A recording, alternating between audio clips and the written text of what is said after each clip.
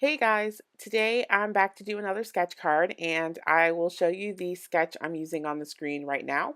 It's a sketch from cardchallenges.com, which is MFT's sketch website, and I'm going to be using the new Ronald McDonald House stamp set from Stampin' Up, and it's called Sprinkles of Life. For those of you who don't know, Stampin' Up releases a stamp set every year that they sell to donate the proceeds or a portion of the proceeds to Ronald McDonald House charities. So this stamp set was just released today, and with each purchase, it is a $3 donation. And it matches this punch, this tree builder punch.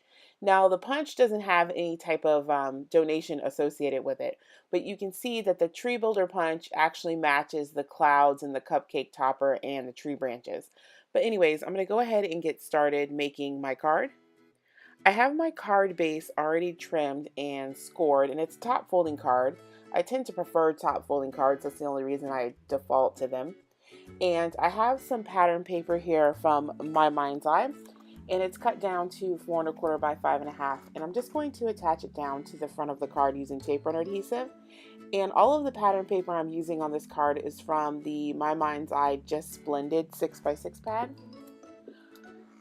Now for the front portion of my card, I'm also going to use another piece of pattern paper from the 6x6 pad, and I'm rounding the corners because that's what it's called for in the sketch, but it looked a little flat against that background piece, so I'm using a little bit of ink from Stampin' Up, and this color is Pistachio Pudding, and I'm just going to use my ink blending tool to go around the edges of the card on each side. And I'm not going to cover the whole thing, just enough to make the edges stand out.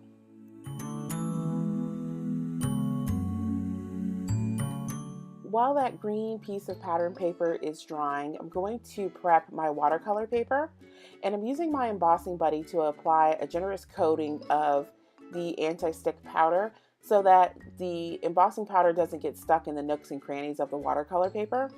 So I'm going to stamp the ice cream cone in several of the ice cream scoops along the edges of this watercolor paper, and I'm going to be heat embossing the images with white embossing powder so that I can do some easy watercoloring.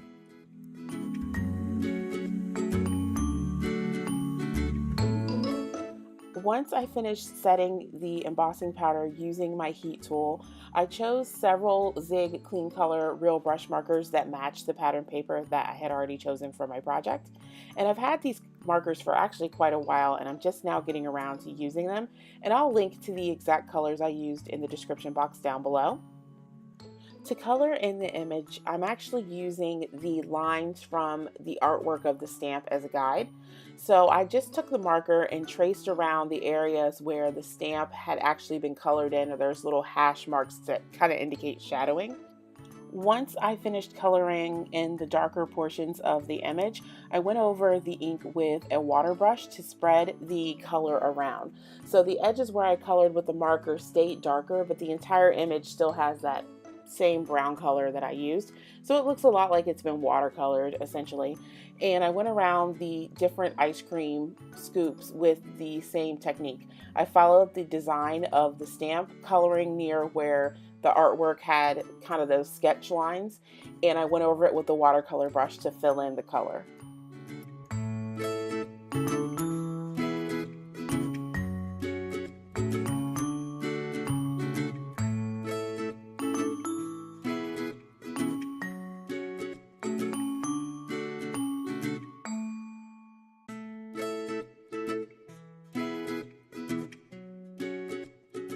Once all that watercoloring dries, I'm going to go over each one of the scoops of ice cream with a Wink of Stella pen just to add a little bit of glitter to each one of the scoops of ice cream.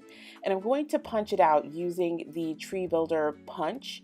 And this matches several of the images in that stamp set that I showed in the beginning of the video, but it does not match the ice cream cone. So I had to fussy cut the ice cream cone out by hand. I cut a tag shape out using my silhouette, but for the banner, I'm actually going to be using a banner punch. And as you can see, this banner punch is a palm style punch, and you just feed in your pieces of paper and punch it down and you get a perfect fishtail banner. And then after it's punched out, I'm going over it with my embossing tool so that I can stamp my sentiment and heat emboss it using white embossing powder and my heat tool.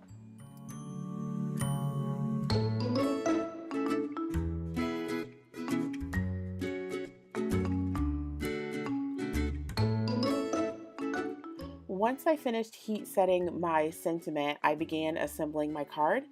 The green panel is attached down to the main card base using quite a bit of dimensional adhesive. And I also used dimensional adhesive to adhere the ice cream cone down to the tag. And the adhesive, or the dimensional adhesive, is only on the top portion of each one of the scoops of ice cream. That way I can overlap them without building too much bulk onto the tag. Once I had all of the scoops of ice cream adhered down, I tied a little bit of embroidery floss onto the top portion of the tag. And this is a similar color to the cardstock. It's just some embroidery floss that I found at a local craft store.